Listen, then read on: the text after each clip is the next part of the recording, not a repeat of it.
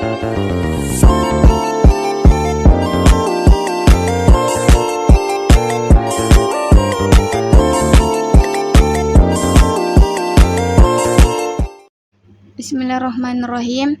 Assalamualaikum warahmatullahi wabarakatuh. Perkenalkan, nama saya Marsanda, Prodi Pendidikan Agama Islam dari kelas TP2.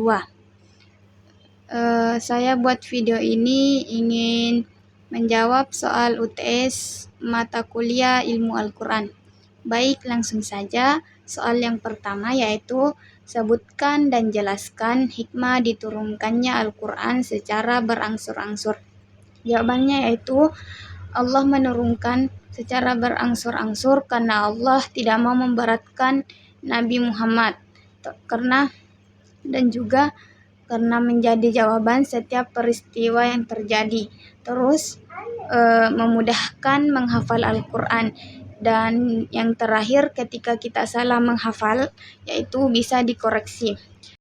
Selanjutnya, soal kedua yaitu jelaskan sejarah Jam'ul Quran wa Kitabatuhu, yaitu yang pertama, pada masa Nabi Muhammad SAW. Penulisan Al-Quran pada masa ini belum disusun dalam bentuk mushaf, masih ditulis di berbagai media seperti pelepah pisang. Dan terus pada masa Khalifah Abu Bakar, penulisan Al-Qurannya itu setelah Rasulullah wafat. Abu Bakar menyuruh Sa'id bin Sabit untuk mengumpulkan ayat-ayat tersebut setelah wafatnya Rasulullah. Dan pada saat itu Al-Quran belum disempurnakan. Setelah itu disambung oleh Khalifah Utsman bin Affan, yaitu penulisan ulang mushaf. Terus pada masa ini semuanya disatukan dalam bentuk mushaf. Dan penulisan pada masa Khalifah Utsman ini menghindari perbedaan bacaan di berbagai wilayah. Setelah penulisan ulang Al-Quran dengan satu mushaf yang baku, mushaf ini kemudian disebarkan ke berbagai penjuru dunia Islam. Dan mushaf yang tersisa saat ini yaitu yang ditulis oleh Khalifah Utsman. Dan ini menjadi acuan bagi semua umat Islam yang ada di dunia. Penulisan Al-Quran ini dilakukan dengan ketelitian yang sangat tinggi agar tidak ada kesalahan dalam membaca atau menuliskan ayat-ayatnya. Begitulah kira-kira ceritanya. Terus pertanyaan yang ketiga, jelaskan apa yang dimaksud munasabah Al-Quran dan berikan contohnya. Baik, munasabah Al-Quran itu artinya kedekatan atau kemiripan. Maksudnya mempermudah memahami Al-Quran sesuatu yang berkenan dengan ayat-ayat sebelumnya. Contohnya antara ayat dengan ayat berikutnya. Maksudnya kayak hubungan antara surat Al-Fatihah dan Al-Baqarah.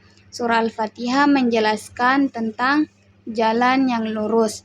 Dan setelah itu makna ayat ini disambung ke surah Al-Baqarah yang menjelaskan bahwa jalan yang lurus adalah petunjuk Al-Quran.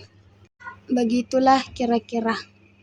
Terus selanjutnya yang keempat yaitu soal yang keempat, berikan masing-masing satu contoh ayat Makkiyah dan Madaniyah. Yang ayat Makkiyah yaitu Quran surah Al-Qamar ayat 1 yang artinya telah dekat datangnya saat itu dan telah terbelah bulan.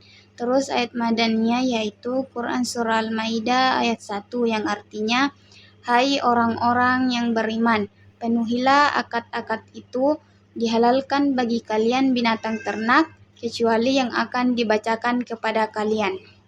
Itulah contoh surat Makkiyah dan Madaniyah. Terus selanjutnya soal yang kelima yaitu Jelaskan apa maksud ayat al-muhkam dan al-mutasyabih dan berikan masing-masing contohnya. Ayat muhkam adalah ayat Al-Quran yang maknanya jelas dan tidak samar. Sedangkan ayat mutasyabih adalah ayat yang maknanya tidak jelas dan perlu ditelaah kembali. Terus contoh ayatnya, contoh ayat Al-Muhkam yaitu surah Al-Baqarah ayat 21. Terus ayat mutasyabih yaitu surat Al-Imran ayat 138.